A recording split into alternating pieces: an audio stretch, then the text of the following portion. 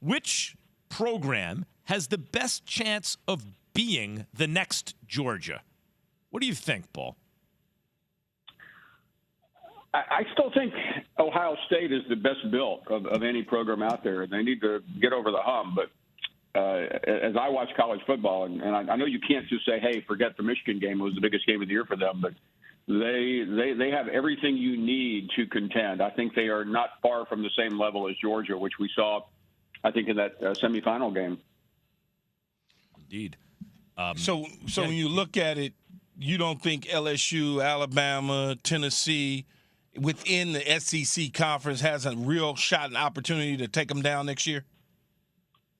Keyshawn, I think LSU looks like the ascending program under Brian Kelly. Now, nationally, I'll throw one more thing out there. I think having just been in L.A., I think Southern Cal is going to start crashing the party on a regular basis after Lincoln Riley's first year. So, but we don't know how the Big Ten situation will work out for them, but I think it will work out well. But yeah, I mean, I'm not ruling Alabama out. And I know that was a theme yesterday on all the shows, and Key and I had talks, and so did Max and I. But I think the window for Saban is so narrow now, and there is a difference between what Georgia's doing and Alabama. It's not much, by the way, but replacing Bryce Young is going to be a mystery to me, and I think that's the biggest thing Nick Saban has to deal with.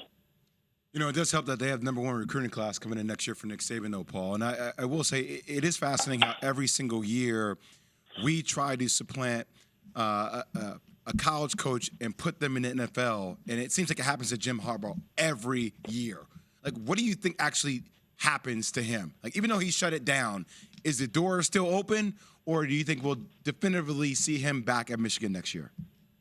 Jay, well, if he can get an NFL job, and I say that because you guys lean on the experts. I'm an observer of the NFL, but it's obvious he wants to leave. When you're a college coach, and we are now on January 11th, another recruiting cycle, not an important one, but still going on, you can't be flirting with every NFL franchise. You can shut that down in 2 seconds, Jay Will. That's the easiest thing to do, and he hasn't done that, which tells me he wants out. If he doesn't get a job now, I think it's going to be a very bad look for him. Now, he survived the Vikings deal. He got to the playoffs and beat Ohio State. That makes everything go away. But I fully expect Jim Harbaugh to leave if he gets the call from one of these NFL owners. See, I look at it, Paul, and I say it's a playoff domino effect. What I mean by that is these teams have got to lose in the playoffs so they can really start to entertain Sean Payton. Then once Sean Payton, who's the #1 guy, makes a decision on what he wants to do, then it's a trickle down to a guy like Jim Harbaugh.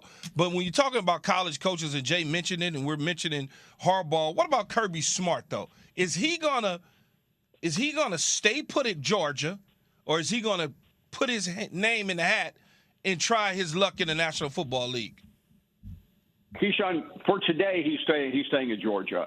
I mean, you saw what he's doing there, and we just got through watching it with Nick Saban. It's very similar. It's a little more player related approach because he's younger.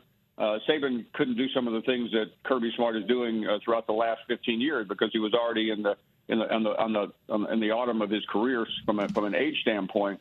But I think there'll come a moment where Kirby Smart, let's assume he's won a couple of championships. He may say, you know what, I'm out.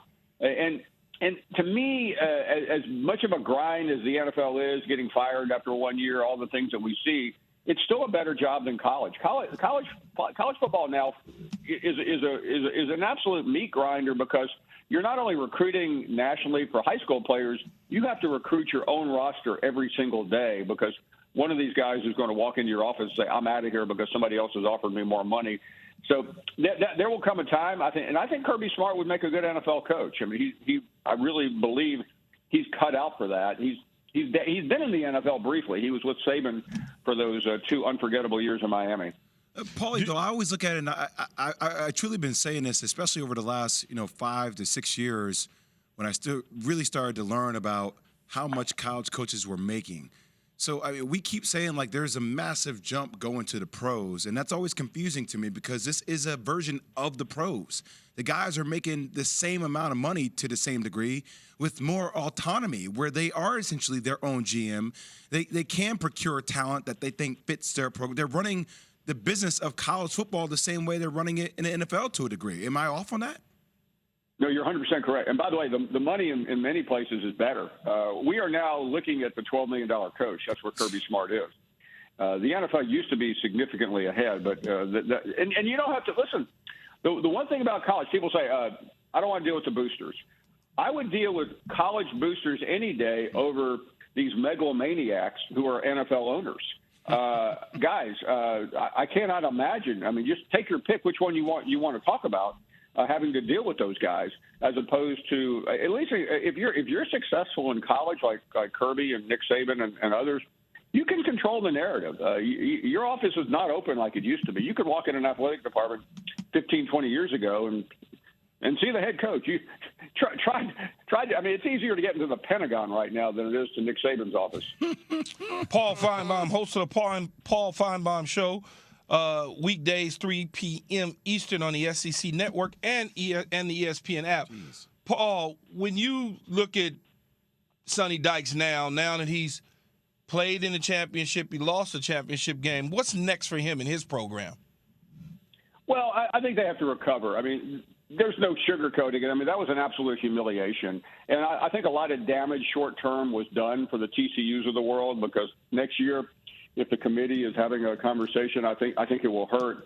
And everyone wants to blame the committee, but we're all guilty of it. I'm as guilty as the next person. We all bought into that narrative because it was cute. And besides, the only quibble I think you have is where TCU was seated.